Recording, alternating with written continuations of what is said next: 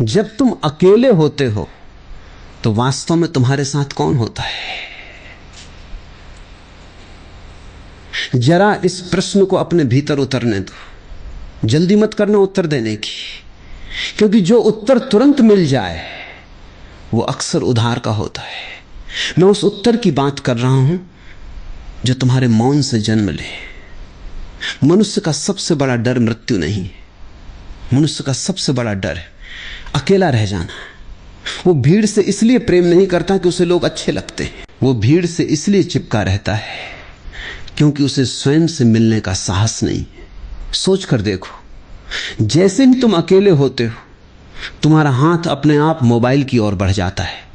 कोई संदेश देख लेते हो, कोई वीडियो चला लेते हो, कोई गाना सुन लेते हो, कुछ भी कर लेते हो, बस स्वयं के साथ बैठना नहीं चाहते। क्यों? क्या कभी तुमने यह प्रश्न स्वयं से पूछा, आखिर अपने ही साथ बैठने में इतनी बेचैनी क्यों होती है? सच तो यह है कि हमें बचपन से ही अकेलेपन से डरना सिखाया गया है। जब बच्चा अकेला खेलता है तो लोग कहते हैं जाओ दोस्तों के साथ खेलो। जब कोई युवक कुछ समय अकेला बिताना चाहता है तो लोग कहते हैं इतना अकेले मत रहा करो। जब कोई व्यक्ति अपने भीतर उतरना चाहता है तो समाज उसे अजीब समझने लगता है। धीरे धीरे हम ये मान लेते हैं कि अकेले होना कोई कमी है। लेकिन मैं तुमसे कहता हूं, अकेलापन कोई बीमारी नहीं। अकेलापन तो वो द्वार है जहां से आत्मा की यात्रा प्रारंभ होती है। भीड़ तुम्हें मनोरंजन दे सकती है लेकिन शांति कभी नहीं। लोग तुम्हें हंसा सकते हैं लेकिन आनंद नहीं दे सकते। दुनिया तुम्हें पहचान दे सकती है लेकिन स्वयं से परिचय नहीं करा सकती। स्वयं से परिचय केवल तब होता है जब तुम अकेले बैठने का साहस करते हो। ध्यान रखना, अकेला होना और अकेलापन महसूस करना दो अलग अलग बातें हैं। अकेलापन एक पीड़ा है, अकेला होना एक उत्सव है। अकेलापन तब जन्म लेता है जब तुम किसी दूसरे की कमी महसूस करते हो। अकेला होना तब जन्म लेता है जब तुम्हें अपनी उपस्थिति पर्याप्त लगने लगती है। जिस दिन तुम्हें अपनी संगति अच्छी लगने लगेगी उस दिन पूरी दुनिया बदल जाएगी। फिर लोग तुम्हारे जीवन में आवश्यकता बनकर नहीं आएंगे, उपहार बनकर आएंगे। तुम किसी से प्रेम इसलिए नहीं करोगे कि तुम्हें सहारा चाहिए। तुम प्रेम करोगे क्योंकि तुम्हारे भीतर प्रेम बह रहा होगा। दोनों में बहुत अंतर है। भिखारी भी दरवाजा खटखटाता है और सम्राट भी दरवाजा खटखटाता है, लेकिन भिखारी मांगने आता है, सम्राट बांटने आता है। आज अधिकांश लोग प्रेम नहीं करते, वे भीख मांगते। कोई उनसे कह दे तुम बहुत अच्छे हो, कोई उन्हें महत्व दे, कोई उन्हें छोड़कर न जाए, कोई हमेशा उनके साथ रहे। वे प्रेम नहीं मांग रहे, वे अपनी अधूरी पहचान मांग रहे। और जब पहचान दूसरे के हाथ में होती है तब जीवन भय से भर जाता है। हर पल डर रहता है कि कहीं वो व्यक्ति चला न जाए। याद रखना, जो तुम्हें छोड़ सकता है उसे पकड़कर रखने की कोशिश मत करो, और जो वास्तव में तुम्हारा है उसे पकड़ने की आवश्यकता ही नहीं पड़ती। इसलिए सबसे पहले स्वयं के मित्र बनो। अपने साथ बैठो, अपने विचारों को आते जाते देखो, अपने भय को देखो, अपनी इच्छाओं को देखो, अपने क्रोध को देखो। उन्हें बदलने की जल्दी मत करो, केवल देखो, क्योंकि देखने में ही परिवर्तन छिपा हुआ है। जिस दिन देखने की कला आ गई उस दिन बदलने का प्रयास समाप्त हो जाएगा। और जहां प्रयास समाप्त होता है वहीं से सहज परिवर्तन शुरू होता है। तुम्हें अकेले जीना सीखना होगा, क्योंकि इस संसार में जन्म भी अकेले हुआ है और मृत्यु भी अकेले ही होगी। बीच का सारा शोर केवल एक सपना है। जब सपना टूटेगा तब तुम और तुम्हारा मौन ही शेष रह जाएगा। इसलिए अभी से उस मौन के मित्र बन जाओ। जिसने अपने मौन से मित्रता कर ली उसे फिर किसी भी भीड़ की आवश्यकता नहीं रहती। वो जहां भी जाता है अपना उत्सव साथ लेकर जाता है। तुमने कभी नदी को देखा है? वो बहती रहती है। उसे इस बात की चिंता नहीं होती कि उसके साथ कोई दूसरी नदी बह रही है या नहीं। उसे समुद्र तक पहुंचना है और वो अपने मार्ग पर चलती रहती है। मनुष्य ने नदी से कुछ भी नहीं सीखा। वो हर समय किसी का हाथ पकड़कर चलना चाहता है। उसे लगता है यदि कोई साथ होगा तो यात्रा आसान हो जाएगी।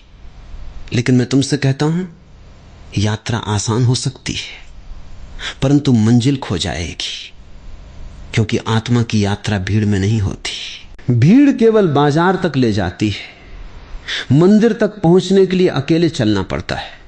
इसीलिए इतिहास में जितने भी लोगों ने अपने भीतर सत्य को जाना, वे किसी न किसी क्षण पूरी तरह अकेले थे। न इसलिए कि दुनिया ने उन्हें छोड़ दिया था, बल्कि इसलिए कि उन्होंने पहली बार स्वयं का हाथ पकड़ लिया था।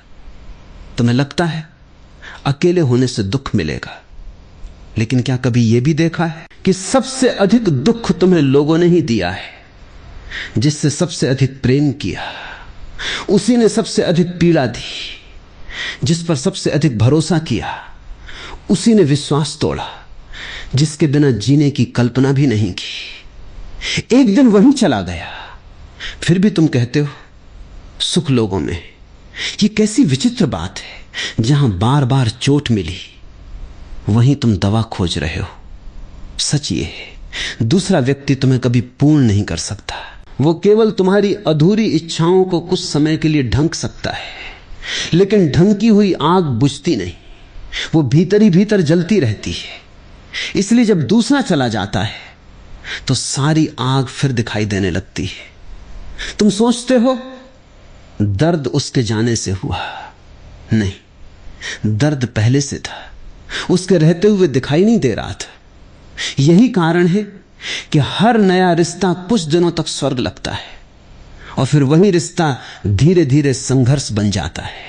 क्योंकि शुरुआत में तुम दूसरे को नहीं देखते, तुम अपनी कल्पना देखते हो, तुम अपने सपने देखते हो, तुम अपनी उम्मीदें देखते हो।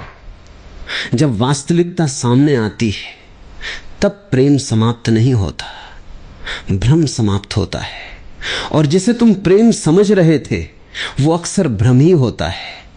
सच्चा प्रेम तब जन्म लेता है जब तुम किसी के बिना भी पूर्ण हो, जब तुम्हें किसी की आवश्यकता न हो, फिर भी तुम उसके साथ रहना चुनो। यही स्वतंत्रता है। और जहां स्वतंत्रता है वहीं प्रेम है। जहां आवश्यकता है वहां व्यापार है। आज लोग कहते हैं तुम मेरे बिना नहीं जी सकते, और इसे प्रेम का नाम दे देते हैं। ये प्रेम नहीं, ये भय है। यदि कोई कहे तुम्हारे बिना मैं अधूरा हूं, तो सावधान हो जाना, क्योंकि जो स्वयं अधूरा है वो तुम्हें भी अधूरा बना देगा। दो अधूरे लोग कभी मिलकर पूरे नहीं बन सकते। दो खाली पात्र एक दूसरे को क्या देंगे? पहले स्वयं को भरना होगा, पहले अपने भीतर दीपक जलाना होगा, फिर उसका प्रकाश अपने आप दूसरों तक पहुंचेगा। यही कारण है कि जो व्यक्ति अकेले रहना सीख लेता है उसके चेहरे पर एक अलग ही शांति दिखाई देती है। वो कम बोलता है लेकिन उसके मौन में संगीत होता है। वो कम हंसता है लेकिन उसकी मुस्कान बनावटी नहीं होती। वो कम लोगों से मिलता है लेकिन जिससे मिलता है पूरा मिलता है, क्योंकि अब वो किसी से कुछ लेने नहीं आया। अब उसके पास बांटने के लिए बहुत कुछ है। तुम्हारे भीतर भी वही खजाना छिपा है, लेकिन तुम दरवाजे के बाहर खड़े होकर भीख मांग रहे हो। कभी भीतर लौटो, अपनी आंखें बंद करो और बिना किसी मंत्र के, बिना किसी कल्पना के, सिर्फ अपने भीतर उठते विचारों को देखो। पहले पहल तुम्हें लगेगा मानो भीतर पूरा बाजार लगा हुआ है। हजारों आवाजें, हजारों स्मृतियां, हजारों इच्छाएं, हजारों शिकायतें। घबराना मत, यही तुम्हारा मन है। तुम पहली बार उसे देख रहे हो। पहले भी वो ऐसा ही था, लेकिन तब तुम उसमें उलझे हुए थे। अब तुम उसे देख रहे हो। यही देखने वाला तुम हो, और यही सबसे बड़ा रहस्य है। तुम विचार नहीं हो, तुम देखने वाले हो। तुम क्रोध नहीं हो, तुम क्रोध को जानने वाले हो। तुम दुख नहीं हो, तुम दुख के साक्षी हो। जिस दिन ये बात अनुभव बन जाएगी, उस दिन तुम्हारे भीतर एक ऐसा मौन जन्म लेगा जिसे कोई छीन नहीं सकता। फिर चाहे संसार तुम्हारी प्रशंसा करे या निंदा, तुम्हारे भीतर कुछ नहीं बदलेगा। फिर चाहे लोग आएं या चले जाएं, तुम्हारी जड़ें नहीं हिलेंगी, क्योंकि अब तुम्हारी जड़ें किसी दूसरे में नहीं, स्वयं में होंगी। और जिस वृक्ष की जड़ें धरती में होती हैं, उसे आंधी केवल झुका सकती है, गिरा नहीं सकती। तुम्हें भी ऐसा ही वृक्ष बनना है। आज नहीं तो कल हर व्यक्ति तुम्हें छोड़ देगा। ये कठोर सत्य है। माता पिता, मित्र, प्रेमी, संतान, सबकी अपनी यात्राएं हैं। कोई किसी का स्थायी साथी नहीं। ये जानकर दुखी मत होना, बल्कि आनंदित होना, क्योंकि इसका अर्थ है तुम्हें अपने पैरों पर खड़ा होना है। तुम्हें अपने भीतर का आकाश खोजना है। और जब भीतर का आकाश मिल जाता है, तब बाहरी बादल तुम्हें परेशान नहीं करते। बारिश आती है, तुम भीगते हो। धूप आती है, तुम मुस्कुराते हो। रात आती है, तुम विश्राम करते हो। सुबह आती है, तुम फिर खिल उठते हो। जीवन वैसा ही चलता रहता है, लेकिन तुम बदल जाते हो। और जब तुम बदल जाते हो, तब पूरा संसार बदला हुआ दिखाई देता है, क्योंकि संसार वैसा नहीं दिखता जैसा वो है। संसार वैसा दिखता है जैसे तुम हो। इसलिए यदि भीतर अकेलेपन का भय है, तो पूरी दुनिया डरावनी लगेगी। यदि भीतर प्रेम है, तो पूरी दुनिया सुंदर दिखाई देगी। यदि भीतर शांति है, तो हर आवाज भी संगीत बन जाएगी। और यदि भीतर मौन है, तो अकेलापन भी परमात्मा का स्पर्श बन जाएगा। कभी एक प्रयोग करके देखना। पूरा एक दिन किसी से शिकायत मत करना, न परिस्थितियों से, न लोगों से, न भाग्य से, और सबसे महत्वपूर्ण, स्वयं से भी नहीं। तुम्हें आश्चर्य होगा कि तुम्हारे भीतर कितनी बार शिकायत जन्म लेती है। सुबह उठते ही मन कहता है, आज मौसम अच्छा नहीं है। थोड़ी देर बाद ये काम क्यों करना पड़ रहा है? फिर उसने मुझे फोन क्यों नहीं किया? उसने मेरी बात का उत्तर क्यों नहीं दिया? किसी ने मेरी प्रशंसा क्यों नहीं की? मन लगातार किसी न किसी कमी को खोजता रहता है। क्यों? क्योंकि मन का अस्तित्व ही असंतोष पर टिका है। जिस दिन तुम पूरी तरह संतुष्ट हो जाओगे, उसी दिन मन की सत्ता समाप्त होने लगेगी। मन चाहता है कि तुम हमेशा किसी न किसी चीज के पीछे भागते रहो। कभी पैसे के पीछे, कभी सम्मान के पीछे, कभी प्रेम के पीछे, कभी सफलता के पीछे। और जब एक चीज मिल जाती है, वो तुरंत दूसरी इच्छा तुम्हारे सामने रख देता है। क्या तुमने ध्यान दिया है? बचपन में तुम सोचते थे बस थोड़ा बड़े हो जाएं, जीवन सुंदर हो जाएगा। फिर सोचा बस नौकरी मिल जाए, सब ठीक हो जाएगा। फिर बस शादी हो जाए, फिर बस अपना घर हो जाए, फिर बस थोड़ा और पैसा, फिर बस थोड़ी और पहचान। लेकिन क्या कभी ऐसा दिन आया जब मन ने कहा हो अब सब ठीक है? नहीं, वो कभी नहीं कहेगा, क्योंकि यदि उसने ये कह दिया तो उसकी मृत्यु हो जाएगी। इसलिए मन तुम्हारा मित्र नहीं है। और यह भी मत समझ लेना कि वो तुम्हारा शत्रु है। वो केवल एक उपकरण है। लेकिन समस्या तब होती है जब नौकर मालिक बन जाता है। मन तुम्हारा सेवक होना चाहिए, लेकिन आज पूरा जीवन मन चला रहा है। तुम नहीं जी रहे, तुम्हारा मन जी रहा है। तुम नहीं चुन रहे, तुम्हारा भय चुन रहा है। तुम नहीं बोल रहे, तुम्हारी आदतें बोल रही हैं। फिर तुम कहते हो मैं स्वतंत्र हूं। कैसी स्वतंत्रता, जहां हर निर्णय तुम्हारा नहीं, तुम्हारी शर्तों का है।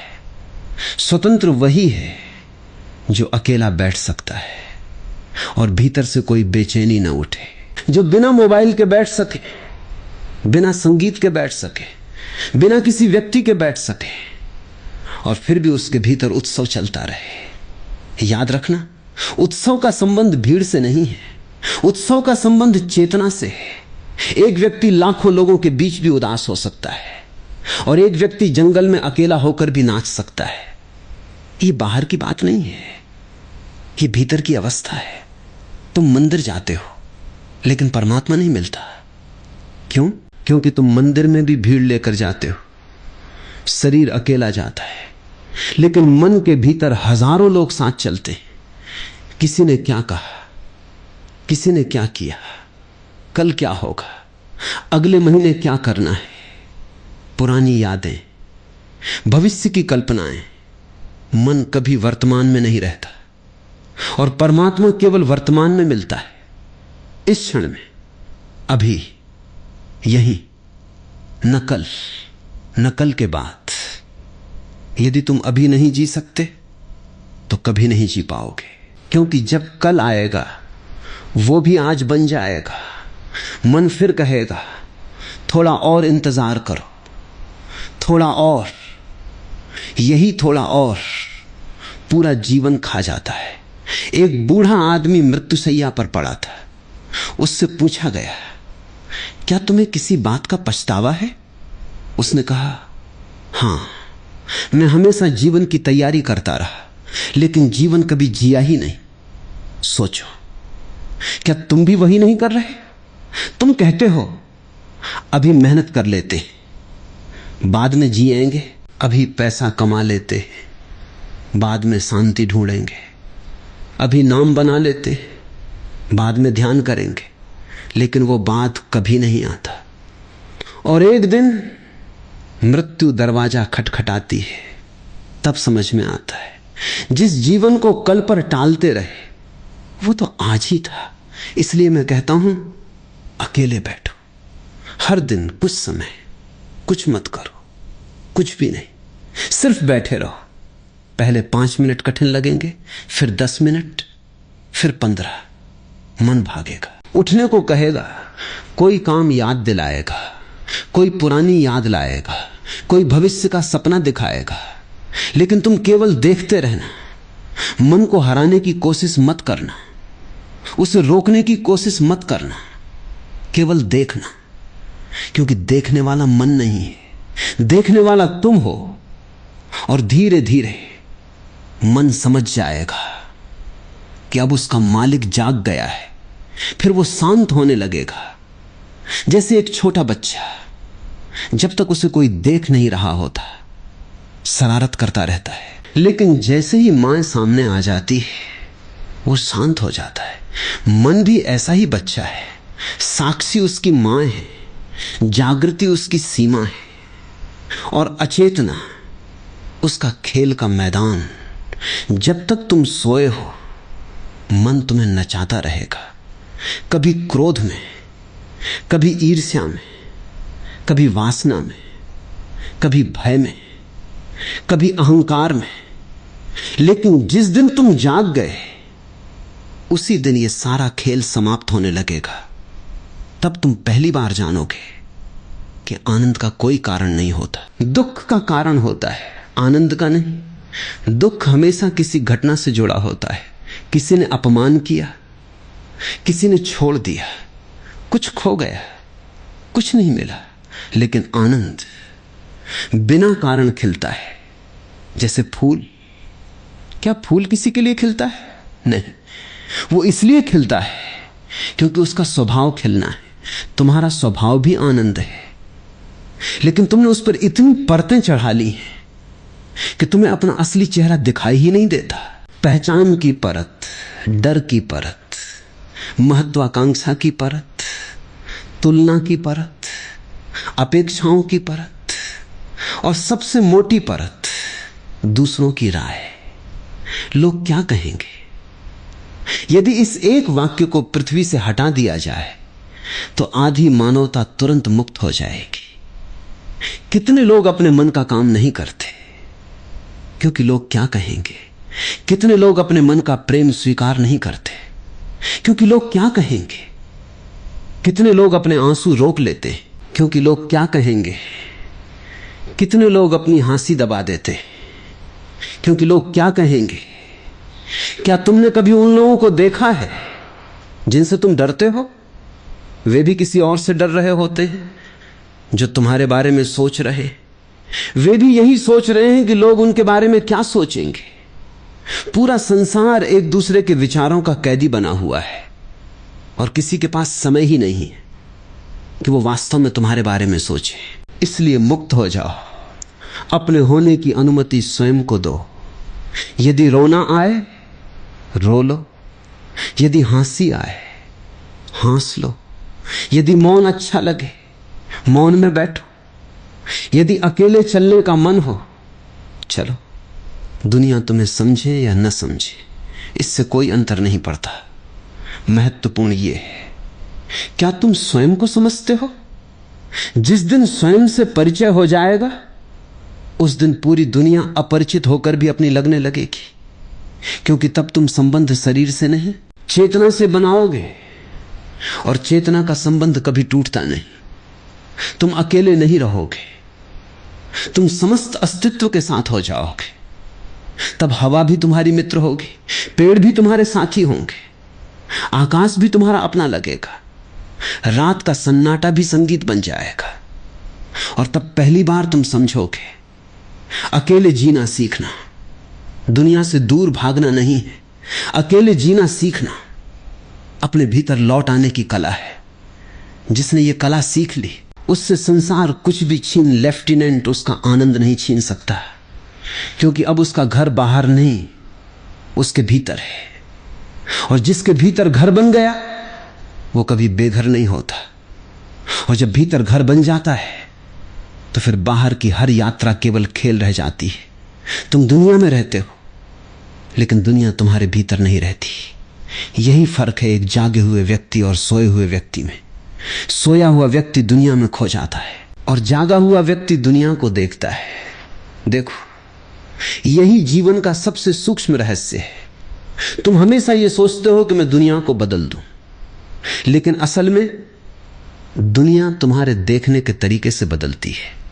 तुम अगर भय में हो तो हर चेहरा खतरनाक लगेगा। तुम अगर ईर्ष्या में हो तो हर उपलब्धि जलाती हुई लगेगी। तुम अगर प्रेम में हो तो हर साधारण चीज भी सुंदर लगेगी। इसलिए समस्या बाहर नहीं है, दृष्टि में है। और दृष्टि बदलने का एक ही मार्ग है, अकेलापन। वो अकेलापन जो तुम्हें तोड़ता नहीं बल्कि तुम्हें इकट्ठा करता है, क्योंकि भीड़ में तुम बिखरे हुए होते हो। हर व्यक्ति तुम्हारे भीतर एक हिस्सा ले जाता है। किसी के प्रति आकर्षण, किसी के प्रति घृणा, किसी के प्रति आशा, किसी के प्रति भय, और तुम टुकड़ों में जीते हो। लेकिन जब तुम अकेले बैठते हो तो सारे टुकड़े वापस लौटने लगते हैं। धीरे धीरे तुम एक हो जाते हो, और जो व्यक्ति एक हो जाता है वही वास्तव में जीवित होता है। बाकी लोग केवल भीड़ की तरह चलते हुए सब हैं। जीवित होने का अर्थ केवल सांस लेना नहीं है। जीवित होने का अर्थ है अपने भीतर पूर्णता का अनुभव। अब तुम किसी के सहारे नहीं चलते, अब तुम किसी के अनुमोदन पर नहीं जीते, अब तुम्हें किसी की स्वीकृति की आवश्यकता नहीं। अब तुम स्वयं अपनी स्वीकृति हो। यह अवस्था धीरे धीरे आती है। पहले मन विद्रोह करेगा, वो कहेगा ये सब छोड़ दो तो जीवन कैसे चलेगा, लोग क्या सोचेंगे, अगर मैं अकेला हो गया तो, अगर मैं अलग हो गया तो। मन हमेशा सुरक्षा चाहता है और भीड़ सुरक्षा का भ्रम देती है। लेकिन ध्यान से देखो, भीड़ कभी सुरक्षा नहीं देती। भीड़ केवल जिम्मेदारी को बांट देती है, और जब जिम्मेदारी बैठ जाती है तो चेतना कमजोर हो जाती है। एक अकेला व्यक्ति अधिक सजग होता है, एक भीड़ में खोया व्यक्ति कम। इसलिए जितना तुम भीड़ से जुड़ते हो उतना तुम अपने आप से दूर चले जाते हो, और जितना तुम अकेले होते हो उतना तुम अपने आप के करीब आते हो। लेकिन समाज तुम्हें यह कभी नहीं सिखाता। समाज हमेशा तुम्हें जोड़ता है बाहर, क्योंकि एक अकेला जागा हुआ व्यक्ति समाज के लिए नियंत्रित करना कठिन होता है। भीड़ आसान होती है। भीड़ को डराया जा सकता है, भीड़ को बहकाया जा सकता है, भीड़ को दिशा दी जा सकती है। लेकिन एक अकेला जागा हुआ व्यक्ति स्वयं दिशा बन जाता है, और यही स्वतंत्रता है, असली स्वतंत्रता। अब तुम किसी नियम के कारण नहीं चलते, तुम समझ से चलते हो। तुम किसी आदेश के कारण नहीं जीते, तुम जागरूकता से जीते हो। तुम्हारे भीतर एक आंतरिक प्रकाश जल जाता है जो हर क्षण तुम्हें दिखाता है कि क्या सही है और क्या नहीं। अब तुम्हें किसी गुरु की आवश्यकता भी बाहरी रूप में कम हो जाती है, क्योंकि गुरु अब तुम्हारा भीतर का साक्षी बन जाता है। लेकिन ध्यान रखना, ये अकेलापन उदासी नहीं है। उदासी वो है जहां तुम कुछ खोने के बाद खाली हो जाते हो, और अकेलापन वो है जहां तुम सब कुछ छोड़कर पूर्ण हो जाते हो। दोनों में बहुत फर्क है। उदास व्यक्ति भीतर मरता है, अकेला व्यक्ति भीतर जागता है। उदास व्यक्ति दुनिया से भागता है, अकेला व्यक्ति स्वयं में लौटता है। और यही लौटना ध्यान है। तुम्हें कहीं जाना नहीं है, तुम्हें केवल लौटना है अपने ही भीतर, जहां तुम हमेशा से थे लेकिन कभी ध्यान नहीं दिया। जैसे कोई व्यक्ति अपने घर में बैठा हो और बाहर पूरे जीवन घर खोजता रहे, ऐसा ही मनुष्य करता है। वो सुख खोजता है बाहर, प्रेम खोजता है बाहर, शांति खोजता है बाहर, ईश्वर खोजता है बाहर। और वो जिसे खोज रहा है वो खोजने वाले के भीतर ही बैठा है। इसलिए खोज गलत नहीं है, दिशा गलत है। और अकेलापन तुम्हारी दिशा को सही करता है।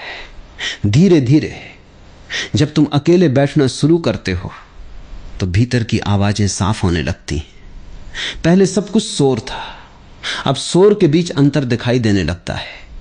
एक विचार आता है, तुम उसे देखते हो, दूसरा आता है, तुम उसे भी देखते हो। अब तुम उनमें खोते नहीं, अब तुम उनके साक्षी हो। और यहीं से एक अद्भुत क्रांति शुरू होती है। तुम और तुम्हारे विचार अलग हो जाते हो, तुम और तुम्हारा मन अलग हो जाते हो, तुम और तुम्हारी भावनाएं अलग हो जाती हैं। और जो अलग हो जाता है वो स्वतंत्र हो जाता है, क्योंकि जो जुड़ा रहता है वो प्रभावित होता है। अब कोई विचार तुम्हें मजबूर नहीं कर सकता, कोई भावना तुम्हें बहा नहीं सकती, कोई डर तुम्हें हिला नहीं सकता, क्योंकि अब तुम उनका आधार नहीं हो। तुम आकाश हो और वे बादल। बादल आते हैं जाते हैं, लेकिन आकाश अब प्रभावित रहता है। और जब तुम ये अनुभव कर लेते हो तो पहली बार तुम्हें वास्तविक शांति मिलती है। ऐसी शांति जो किसी घटना पर निर्भर नहीं, जो किसी व्यक्ति पर निर्भर नहीं, जो किसी व्यक्ति पर निर्भर नहीं। ये शांति तुम्हारे भीतर से उठती है और यही शांति धीरे धीरे प्रेम बन जाती है। एक ऐसा प्रेम जो किसी पर नहीं थोपता, जो किसी को बदलना नहीं चाहता, जो किसी को पकड़ना नहीं चाहता, जो केवल बांटना जानता है। अब तुम अकेले नहीं रहते, तुम प्रेममय अकेलापन बन जाते हो। और इस अवस्था में तुम्हारे पास होने मात्र से लोग शांत होने लगते हैं। तुम कुछ कहते नहीं, फिर भी कुछ बदल जाता है। तुम कुछ करते नहीं, फिर भी ऊर्जा बदल जाती है, क्योंकि अब तुम स्रोत के करीब हो और स्रोत हमेशा फैलता है। यही कारण है कि जो व्यक्ति भीतर से भर जाता है उसकी उपस्थिति ही पर्याप्त होती है। उसे कुछ साबित नहीं करना पड़ता, उसे कुछ बनना नहीं पड़ता, वो बस होता है। और होना ही सबसे बड़ा चमत्कार है। और जब होना गहरा हो जाता है तो फिर करना अपने आप हल्का पड़ने लगता है। तुम जीवन को चलाते नहीं, जीवन तुम्हारे भीतर से बहने लगता है। यही वो बिंदु है जहां साधारण मनुष्य और जागृत मनुष्य के बीच की रेखा मिटने लगती है। साधारण मनुष्य सोचता है मैं कर रहा हूं, जागृत व्यक्ति देखता है सब कुछ हो रहा है। ये छोटा सा अंतर नहीं है, ये पूरा जीवन बदल देने वाला दृष्टिकोण है। क्योंकि मैं कर रहा हूं में अहंकार छिपा है और हो रहा है में समर्पण। और जहां समर्पण है वहां संघर्ष समाप्त हो जाता है। तुम्हें शायद लगे अगर मैं छोड़ दूं तो जीवन बिखर जाएगा, लेकिन सच इसके बिल्कुल विपरीत है। जब तुम छोड़ते हो तभी जीवन अपनी स्वाभाविक बुद्धिमत्ता में लौटता है। जैसे नदी को जबरदस्ती मोड़ा जाए तो वो विकृत हो जाती है, लेकिन जब उसे बहने दिया जाए तो वो स्वयं रास्ता खोज लेती है। तुम्हारा जीवन भी नदी की तरह है, लेकिन तुम लगातार उसे दिशा देने की कोशिश करते हो और इस कोशिश में तुम थक जाते हो। भीतर एक अनजानी दौड़ चलती रहती है, कभी आगे बढ़ने की दौड़, कभी बेहतर बनने की दौड़, कभी किसी से आगे निकलने की दौड़। और इस दौड़ का कोई अंत नहीं, क्योंकि लक्ष्य बदलते रहते हैं, लेकिन दौड़ने वाला नहीं बदलता और दौड़ने वाला ही थकता है। अकेले बैठना इस दौड़ को रोकने की शुरुआत है, लेकिन मन इसे पसंद नहीं करता, क्योंकि मन को गति चाहिए। स्थिरता उसे डराती है। क्यों? क्योंकि स्थिरता में मन का भ्रम टूट जाता है। जैसे ही तुम स्थिर होते हो, तुम अपने भीतर झांकने लगते हो, और भीतर का दृश्य हमेशा वैसा नहीं होता जैसा तुम दिखाना चाहते हो। वहां ईर्ष्या है, वहां क्रोध है, वहां भय है, वहां अधूरी इच्छाएं हैं, वहां पुरानी चोटें हैं। और मन चाहता है कि ये सब ढका रहे, इसलिए वो तुम्हें हमेशा व्यस्त रखता है, काम में, लोगों में, विचारों में, योजनाओं में, सपनों में। लेकिन व्यस्तता ध्यान नहीं है, व्यस्तता केवल भागना है। और जितना अधिक तुम भागते हो, उतना ही तुम स्वयं से दूर हो जाते हो। अकेले बैठना इस भागने को रोक देता है, और जब भागना रुकता है तो पहली बार तुम खुद को देख पाते हो। शुरुआत में यह दृश्य असहज होता है, क्योंकि तुमने स्वयं को कभी ऐसे देखा ही नहीं होता। तुम हमेशा दूसरों की आंखों से स्वयं को देखते आए हो। लोग क्या सोचते, लोग क्या कहते, लोग कैसे देखते, और तुमने अपने भीतर झांकना ही नहीं सीखा। लेकिन अकेलापन तुम्हें वो दर्पण दे देता है जिसमें तुम बिना मुखौटे के दिखाई देते हो, और यही सबसे बड़ा साहस है, स्वयं को बिना मुखौटे के देखना। बहुत लोग इस दर्पण से डरकर भाग जाते, इसलिए वे फिर भीड़ में लौट जाते जहां मुखौटे फिर से काम आने लगते। लेकिन जो व्यक्ति रुक जाता है, जो भागता नहीं, जो देखता रहता है, वो धीरे धीरे समझने लगता है कि जो भी वो देख रहा है वो नहीं है। वो केवल पुराने संस्कार हैं, पुराने अनुभवों का संग्रह, पुरानी प्रतिक्रियाओं का ढेर। और जैसे ही ये समझ गहरी होती है, वैसे ही एक दूरी बन जाती है। तुम और तुम्हारा मन अलग हो जाते हो, और ये अलगाव ही मुक्ति है। अब मन चलता है, लेकिन तुम उसमें खोते नहीं। अब विचार आते हैं, लेकिन तुम उनसे प्रभावित नहीं होते। अब भावनाएं उठती हैं, लेकिन तुम उनमें डूबते नहीं। अब जीवन चलता है, लेकिन तुम उसके केंद्र में स्थिर रहते हो। ये केंद्र ही तुम्हारा वास्तविक अस्तित्व है। इसी को कई लोग आत्मा कहते हैं, इसी को जागरूकता कहते हैं, इसी को साक्षी कहते हैं। नाम अलग अलग है, लेकिन संकेत एक ही है। और जब तुम इस केंद्र में स्थिर हो जाते हो, तो अकेलापन खो जाता है। क्योंकि अकेलापन तभी होता है जब तुम बाहर किसी को खोज रहे होते हो, लेकिन जब तुम भीतर पूर्ण हो तो अकेलापन संभव ही नहीं। फिर तुम अकेले नहीं होते, तुम पूर्ण होते हो। पूर्णता में दूसरा गायब नहीं होता, बल्कि अर्थ बदल जाता है। अब दूसरा तुम्हारी आवश्यकता नहीं होता, वो तुम्हारे आनंद का विस्तार होता है। अब प्रेम मांग नहीं होता, प्रेम प्रवाह होता है। अब संबंध आवश्यकता नहीं होते, संबंध उत्सव होते हैं। और यही वो बिंदु है जहां जीवन बदल जाता है।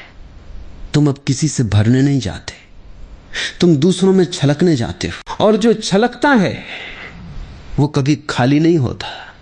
इसीलिए ज्ञानी व्यक्ति के पास जाकर लोग शांत हो जाते हैं। वो कुछ करता नहीं, लेकिन उसकी उपस्थिति में शोर कम हो जाता है। जैसे ठंडी हवा आती है और आग की लपटें शांत हो जाती हैं, वैसे ही जागरूकता की उपस्थिति में मन शांत होने लगता है। और ये शांति कोई प्रयास नहीं है, ये स्वाभाविक परिणाम है। अब जीवन तुम्हारे लिए समस्या नहीं रहता, वो एक रहस्य बन जाता है। और रहस्य को हल नहीं किया जाता, उसे जिया जाता है। तुम प्रश्नों में उलझना छोड़ देते हो, क्योंकि अब तुम्हें उत्तरों की उतनी आवश्यकता नहीं रहती, क्योंकि अब तुम स्वयं अनुभव बन चुके होते हो, और अनुभव किसी व्याख्या से बड़ा होता है। तुम अब पूछते नहीं, तुम देखते हो। तुम अब खोजते नहीं, तुम होते हो। और यही अंतिम अवस्था है जहां अकेलापन भी समाप्त हो जाता है और भीड़ भी समाप्त हो जाती है। केवल अस्तित्व रह जाता है, निर्मल, निर्विकार, निःशब्द। और उस निःशब्दता में ही सब कुछ समाहित है। और जब सब कुछ समाहित हो जाता तो फिर कुछ भी अलग नहीं बचता। न कोई मैं, न कोई तुम, न कोई दुनिया। सिर्फ एक विस्तार होता है जो बिना सीमा के है। तुमने शायद जीवन भर यही सोचा होगा कि मुझे कुछ पाना है, शांति, प्रेम, ईश्वर, सफलता। लेकिन ध्यान से देखो, जिसे तुम पाने की कोशिश कर रहे थे वो कहीं खोया ही नहीं था। वो तो हर क्षण तुम्हारे साथ था, बस तुम उसकी ओर पीठ करके खड़े थे। अकेले बैठना इस पीठ को मोड़ने की प्रक्रिया है। धीरे धीरे तुम मुड़ते हो और जो सामने होता है उसे पहली बार देखते हो। और वो कोई चीज नहीं होती, वो कोई व्यक्ति नहीं होता, वो कोई विचार नहीं होता, वो केवल होना होता है। एक शुद्ध उपस्थिति जहां कोई शब्द काम नहीं करते, जहां कोई भाषा टिकती नहीं, जहां कोई प्रश्न बचता नहीं। तुम उस अवस्था को नाम देना चाहो तो कह सकते हो ध्यान, मुक्ति, आनंद, या फिर बस मौन। लेकिन नाम हमेशा कम पड़ जाते हैं, क्योंकि जो जीवित है उसे परिभाषा में नहीं बांधा जा सकता। और मनुष्य की सबसे बड़ी भूल यही रही है कि उसने जीवन को परिभाषित करने की कोशिश की। उसने प्रेम को समझना चाहा और प्रेम खो दिया। उसने शांति को पकड़ना चाहा और अशांति बढ़ा ली। उसने ईश्वर को खोजा और स्वयं को भूल गया। अकेलेपन की यात्रा तुम्हें फिर से वही सरलता लौटाती है जहां कोई पकड़ने की कोशिश नहीं होती, जहां हाथ खुले होते हैं, जहां मन खाली होता है, जहां हृदय बिना शर्त बहता है। और यह खालीपन डरावना नहीं होता, यह जीवंत होता है। यह मृत्यु जैसा नहीं लगता, यह पुनर्जन्म जैसा लगता है। जैसे कोई पुराना बोझ अचानक उतर गया हो, जैसे कोई भारी सपना टूट गया हो, जैसे पहली बार आंखें साफ हुई हों। तुम समझने लगते हो कि जीवन को पकड़ने की जरूरत कभी थी ही नहीं, वो तो अपने आप बह रहा था और तुम केवल बीच में खड़े होकर उसे रोकने की कोशिश कर रहे थे। अब तुम हट जाते हो और जैसे ही तुम हटते हो जीवन अपने असली स्वरूप में प्रकट होने लगता है, सरल, स्वच्छ, निर्मल। तब तुम देखोगे कि फूल पहले से ही खिल रहे थे, हवा पहले से ही चल रही थी, सूरज पहले से ही उग रहा था और प्रेम पहले से ही मौजूद था। बस तुम अनुपस्थित थे। और अकेले बैठने का अर्थ है स्वयं को वापस उपस्थित करना। अब तुम हर जगह हो और फिर भी कहीं अटके हुए नहीं। तुम जीवन को छूते हो लेकिन उससे बंधते नहीं। तुम संबंध बनाते हो लेकिन उनमें खोते नहीं। तुम प्रेम करते हो लेकिन स्वामित्व नहीं रखते। और यही सबसे बड़ा रहस्य है जहां प्रेम स्वतंत्र हो जाता है, जहां जीवन हल्का हो जाता है, जहां अस्तित्व नृत्य बन जाता है। तुम अब किसी मंजिल के यात्री नहीं रहते, तुम स्वयं यात्रा बन जाते हो। और यात्रा का कोई अंत नहीं होता, क्योंकि अब हर क्षण ही पूर्ण है, हर सांस ही पूर्ण है, हर धड़कन ही पूर्ण है। अब तुम्हें कहीं जाना नहीं, क्योंकि तुम पहुंच चुके हो। और यह पहुंचना किसी स्थान पर नहीं है, यह अवस्था है अंदर की, जहां तुम स्वयं के साथ एक हो। और जब यह एकता आ जाती है तो फिर अकेलापन शब्द ही खो जाता है, क्योंकि अकेला वो होता है जो दूसरे को खोज रहा होता है। लेकिन तुम अब दूसरे को खोज नहीं रहे। कभी अपने जीवन को ध्यान से देखना, तुम पाओगे कि मनुष्य का सबसे बड़ा भय मृत्यु नहीं है, सबसे बड़ा भय असफलता भी नहीं है, सबसे बड़ा भय है अकेले रह जाना। लोग कहते हैं कि उन्हें अंधेरे से डर लगता है, लेकिन सच तो यह है कि उन्हें अंधेरे से नहीं, उस मौन से डर लगता है जो अंधेरे में उनका इंतजार करता है। दिन भर शोर में रहने वाला मन जैसे ही अकेला होता है वो अपने ही विचारों से घिर जाता है। तब उसे पहली बार अपने भीतर की बेचैनी सुनाई देती है। यही कारण है कि आज का मनुष्य हर समय किसी न किसी व्यस्तता की तलाश में रहता है।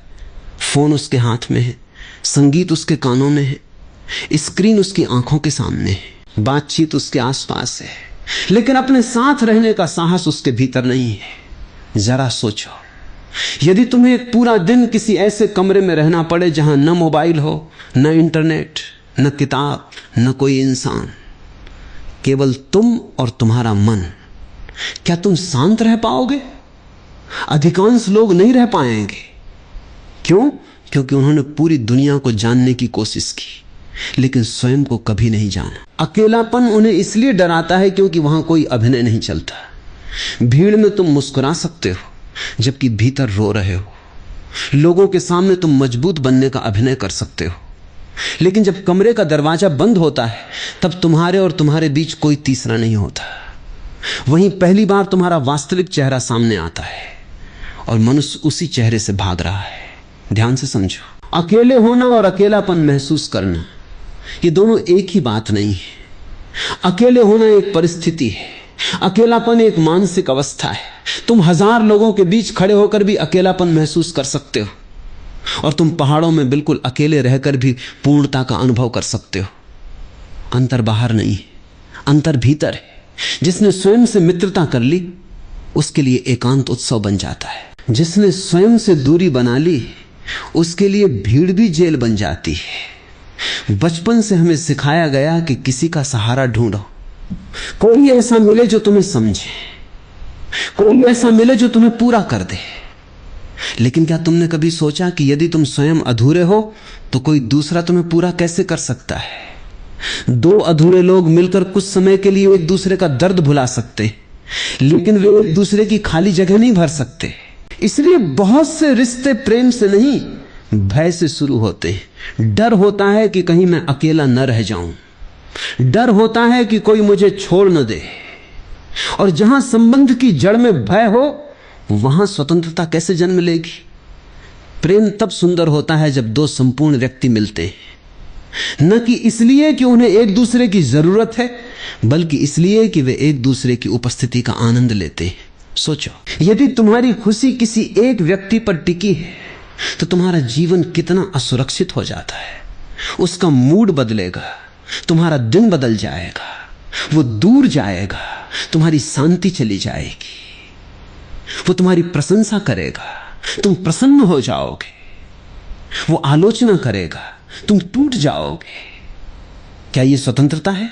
नहीं, ये निर्भरता है, और निर्भरता हमेशा भय को जन्म देती है। इसलिए पहले स्वयं के साथ जीना सीखो। ये मत सोचो कि अकेले जीना मतलब लोगों से दूर भाग जाना। नहीं, अकेले जीना सीखने का अर्थ है कि तुम्हारी खुशी का स्रोत भीतर हो। तब लोग तुम्हारे जीवन में आएंगे तो सुंदरता बढ़ेगी, लेकिन यदि वे चले भी जाएं तो तुम्हारा अस्तित्व नहीं टूटेगा। एक पेड़ को देखो, वो जंगल में खड़ा है, उसके आसपास हजारों पेड़ हो सकते, लेकिन उसकी जड़ें किसी दूसरे पेड़ में नहीं जाती। हर पेड़ अपनी जड़ों से धरती का जल पीता है, इसीलिए वो आंधी में भी खड़ा रह सकता है। मनुष्य ने अपनी जड़ें दूसरों की राय में लगा दी है, इसलिए छोटी सी आलोचना भी उसे हिला देती है। जब तक तुम्हारी जड़ें तुम्हारे भीतर नहीं उतरेंगी, तब तक जीवन का हर तूफान तुम्हें डराता रहेगा। एकांत से मत भागो, उसे अपना शिक्षक बना लो। हर दिन कुछ समय केवल अपने साथ बैठो। शुरुआत में बेचैनी होगी, मन कहेगा कुछ करो, कहीं चलो, किसी से बात करो, फोन उठा लो। लेकिन यदि तुम उस बेचैनी के पार निकल गए तो तुम्हें पहली बार अपने भीतर का मौन सुनाई देगा, और वही मौन तुम्हारा सबसे सच्चा मित्र है, क्योंकि वो तुम्हें कभी छोड़कर नहीं जाएगा। दुनिया बदलती रहेगी, रिश्ते बदलेंगे, शरीर बदलेगा, उम्र बदलेगी, पर यदि तुमने अपने भीतर उस शांत स्थान को खोज लिया जहां तुम स्वयं के साथ सहज हो, तो तुम कभी सचमुच अकेले नहीं रहोगे। जिस दिन तुमने स्वयं की संगति का आनंद लेना सीख लिया, उसी दिन तुम दूसरों से अपेक्षा करना छोड़ दोगे। तब तुम्हारा प्रेम मांग नहीं होगा, तुम्हारी मित्रता सौदा नहीं होगी, तुम्हारा साथ किसी खालीपन को भरने का प्रयास नहीं होगा, वो केवल बांटना होगा। और जो व्यक्ति बांट सकता है वही वास्तव में प्रेम कर सकता है। याद रखो, अकेले जीना लोगों से दूर होना नहीं है। अकेले जीना स्वयं के इतना निकट आ जाना है कि तुम्हें अपनी शांति के लिए किसी बाहरी सहारे की आवश्यकता न रहे। जिस दिन ये कला आ गई, उसी दिन दुनिया बदल भी जाए, तब भी तुम्हारे भीतर एक ऐसा घर रहेगा जहां लौटकर तुम हर बार स्वयं को पा सकोगे। और शायद जीवन की सबसे बड़ी स्वतंत्रता यही है, जब तुम्हें अपने अस्तित्व को पूरा महसूस करने के लिए किसी प्रमाण, किसी भीड़, किसी रिश्ते या किसी तालियों की आवश्यकता न रहे। क्योंकि जिसने स्वयं का साथ सीख लिया, उसके लिए संसार का कोई भी अकेलापन भय नहीं, बल्कि एक गहरा, शांत और सुंदर अवसर बन जाता है। मनुष्य अपने जीवन का एक बड़ा हिस्सा इस भ्रम में बिताता है कि यदि उसके आसपास लोग होंगे तो वो कभी अकेला महसूस नहीं करेगा, लेकिन अनुभव कुछ और कहता है। कितने ही लोग ऐसे हैं जो परिवार के बीच रहते हैं, मित्रों से घिरे रहते हैं, फिर भी रात को जब अपने कमरे में लौटते हैं तो भीतर एक अनकहा खालीपन उनका इंतजार कर रहा होता है। इसलिए प्रश्न ये नहीं है कि तुम्हारे जीवन में कितने लोग हैं, प्रश्न ये है कि क्या तुम्हारे जीवन में तुम स्वयं हो। यदि तुमने स्वयं से संबंध खो दिया है तो पूरी दुनिया भी उस दूरी को नहीं भर सकती। मनुष्य अक्सर दूसरों से वो मांगता है जो उसे स्वयं से सीखना चाहिए। वो चाहता है कि कोई उसे स्वीकार करे, लेकिन उसने स्वयं को कब स्वीकार किया। वो चाहता है कि कोई उसकी बात सुने, लेकिन उसने कब अपने भीतर उठती आवाजों को धैर्य से सुना।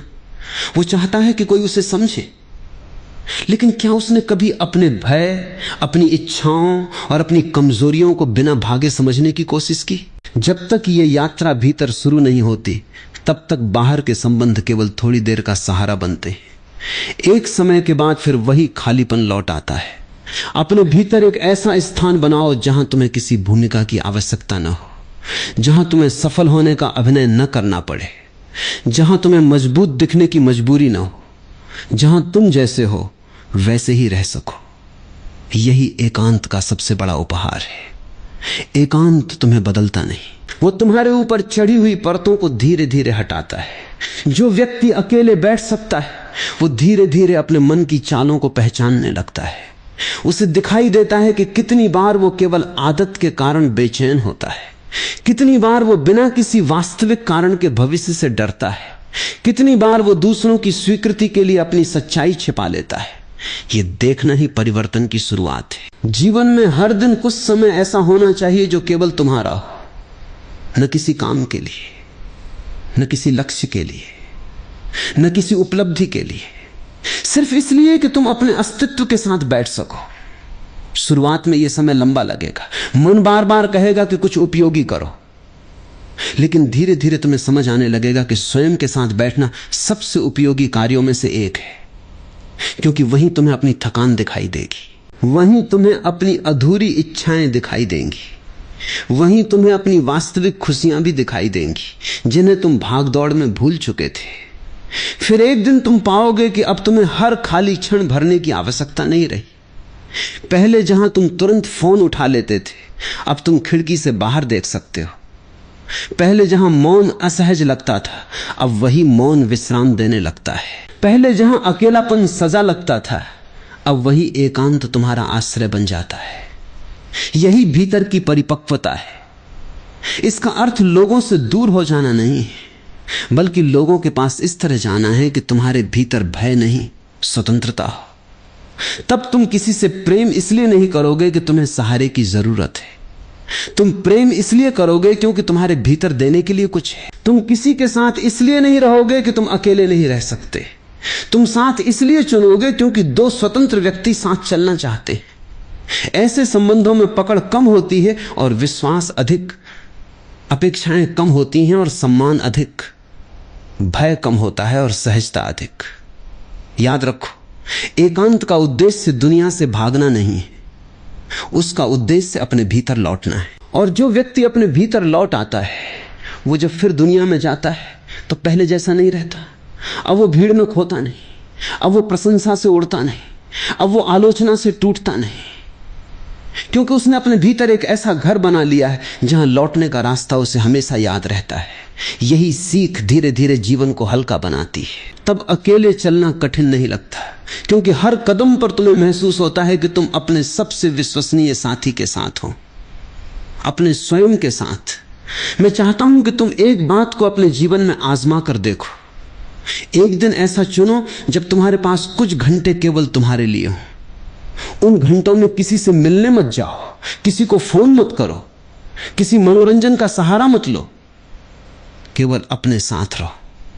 पहले कुछ मिनट बहुत कठिन लगेंगे। मन बार बार तुम्हें किसी न किसी दिशा में खींचेगा। वो कहेगा कुछ देख लो, किसी को संदेश भेज दो, थोड़ा संगीत सुन लो। उसे हमेशा किसी सहारे की आदत है। लेकिन यदि तुम थोड़ी देर और टिक गए तो तुम एक ऐसी चीज देखोगे जिसे तुमने शायद वर्षों से नहीं देखा। तुम्हारा मन कभी शांत था ही नहीं, वो लगातार भाग रहा था। तुम्हें लगता था कि दुनिया तुम्हें बेचैन कर रही है, लेकिन धीरे धीरे पता चलेगा कि बेचैनी का बड़ा हिस्सा तुम्हारे भीतर ही चल रहा था। यह समझना बहुत महत्वपूर्ण है, क्योंकि जिस समस्या को तुम पहचान लेते हो उसके साथ तुम्हारा संबंध बदल जाता है। अकेले रहने की कला का पहला चरण है अपने भीतर की आवाजों से परिचित होना। दूसरा चरण है उनसे डरना बंद करना। और तीसरा चरण है उनके पार मौजूद मौन को पहचानना। यही मौन तुम्हारी वास्तविक शक्ति है। सोचो, आकाश में कितने बादल आते हैं, कभी काले, कभी सफेद, कभी तूफान, कभी वर्षा। लेकिन आकाश हर मौसम के बाद भी वैसा ही रहता है। तुम्हारा मन बादलों की तरह है, तुम्हारी चेतना आकाश की तरह। यदि तुम हर विचार के साथ बह जाओगे तो तुम्हारा जीवन मौसमों की तरह बदलता रहेगा। लेकिन यदि तुम अपने भीतर के आकाश को पहचान लोगे तो परिवर्तन तुम्हें डरा नहीं पाएगा। एकांत तुम्हें यह पहचान देता है। यही कारण है कि इतिहास में अनेक विचारकों, कलाकारों, वैज्ञानिकों और साधकों ने समय समय पर एकांत को चुना। उन्होंने दुनिया से घृणा करके ऐसा नहीं किया। उन्होंने ऐसा इसलिए किया क्योंकि सृजन हमेशा भीतर की शांति से जन्म लेता है।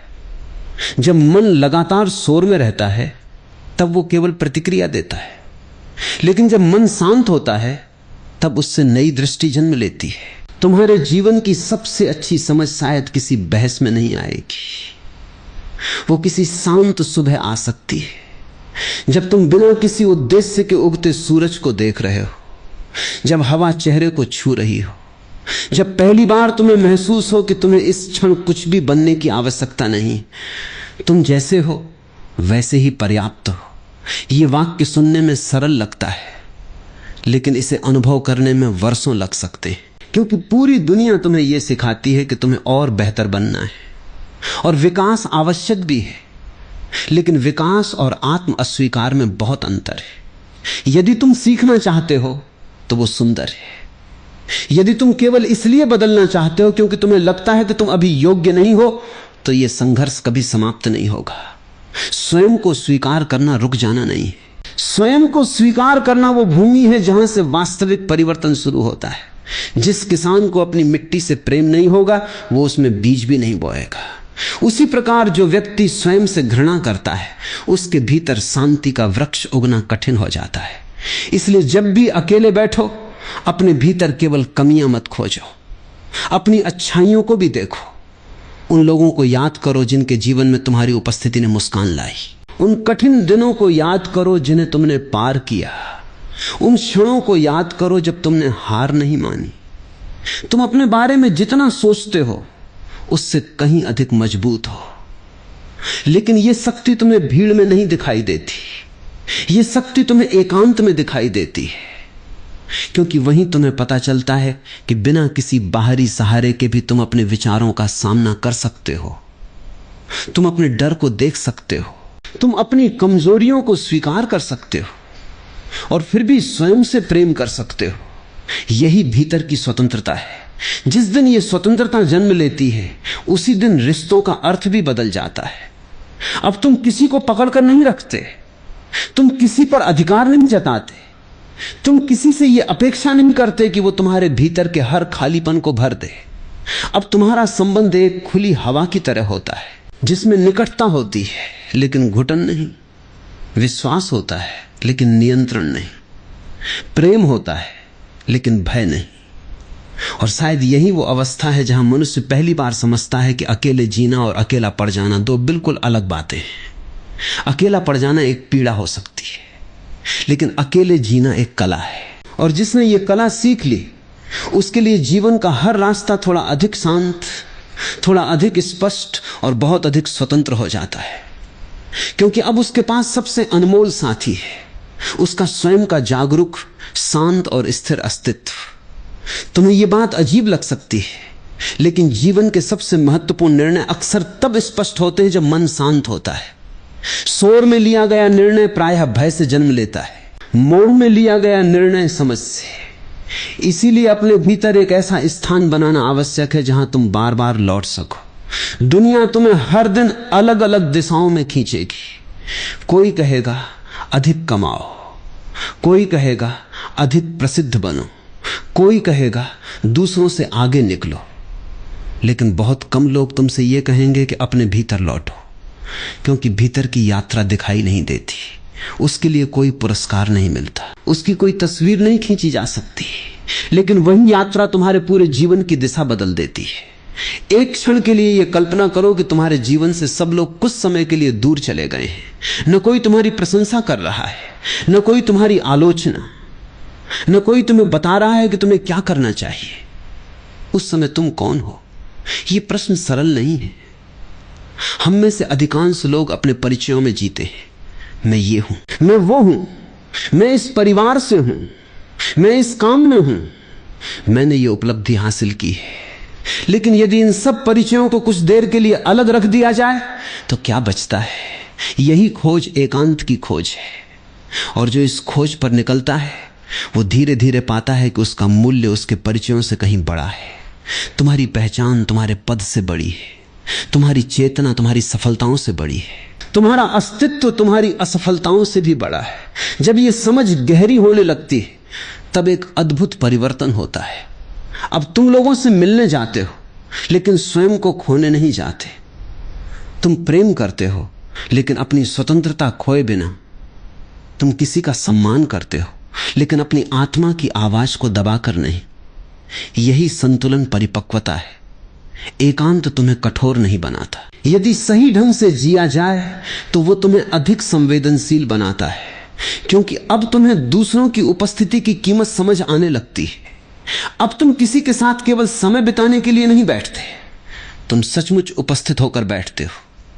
अब तुम्हें हर बातचीत भरनी नहीं होती। कई बार दो लोग चुपचाप बैठ सकते हैं और वही मौन सबसे सुंदर संवाद बन जाता है। यह तभी संभव है जब दोनों अपने अपने भीतर सहज हों। जो स्वयं से भाग रहा है वो मौन से भी भागेगा। जो स्वयं से मिल चुका है उसे मौन में भी संगीत सुनाई देगा। याद रखो, अकेले जीना सीखना दुनिया को छोड़ देना नहीं। दुनिया से भागना सरल है, स्वयं के पास लौटना कठिन है। पहाड़ों में जाकर भी मन अशांत रह सकता है और भीड़ भाड़ वाले शहर में रहकर भी कोई भीतर से शांत हो सकता है। स्थान नहीं बदलता, दृष्टि बदलती है। इसलिए जहां हो वहीं से शुरुआत करो। हर दिन कुछ मिनट अपने साथ बैठो, बिना किसी लक्ष्य के, बिना किसी उपलब्धि की इच्छा के, केवल यह देखने के लिए कि आज तुम्हारे भीतर क्या चल रहा है। यदि खुशी है उसे भी देखो, यदि बेचैनी है उसे भी, यदि डर है उसे भी। कुछ भी दबाओ मत, कुछ भी बढ़ा चढ़ाकर मत देखो, सिर्फ ईमानदारी से देखो। धीरे धीरे तुम्हें महसूस होगा कि तुम्हारे भीतर एक साक्षी जाग रहा है। वो हर भावना को देखता है लेकिन किसी में डूबता नहीं। वो हर विचार को सुनता है लेकिन हर विचार पर विश्वास नहीं करता। वही साक्षी तुम्हारी सबसे बड़ी शक्ति है। और जिस दिन तुम्हारा भरोसा उस साक्षी पर टिक जाएगा उसी दिन अकेले रहने का भय कम होने लगेगा, क्योंकि तब तुम्हें समझ आएगा कि तुम वास्तव में कभी अकेले थे ही नहीं। तुम्हारे भीतर हमेशा एक शांत सजग उपस्थिति थी, तुम केवल उससे अनजान थे। अब जब तुम उससे परिचित हो रहे हो तो जीवन का अर्थ बदलने लगता है। अब अकेले बिताया गया समय खाली नहीं लगता, वो तुम्हें भरने लगता है। अब मौन बोझ नहीं लगता, वो विश्राम बन जाता है। अब प्रतीक्षा बेचैनी नहीं होती, वो धैर्य बन जाती है। और तब तुम्हें यह अनुभव होने लगता है कि स्वतंत्रता का अर्थ किसी बंधन से भागना नहीं, बल्कि अपने भीतर इतना स्थिर हो जाना है कि परिस्थितियां बदलें, लोग आएं और जाएं, समय करवट लेता रहे, फिर भी तुम्हारे भीतर का दीपक शांत लौ के साथ जलता रहे। शायद यही एकांत की सबसे बड़ी देन है। वो तुम्हें दुनिया से दूर नहीं ले जाता, बल्कि तुम्हें अपने इतने निकट ले आता है कि फिर दुनिया के बीच रहकर भी तुम स्वयं को कभी खोते नहीं। तुम स्वयं में ठहर चुके हो, और जो ठहर जाता है वो अनंत से जुड़ जाता है।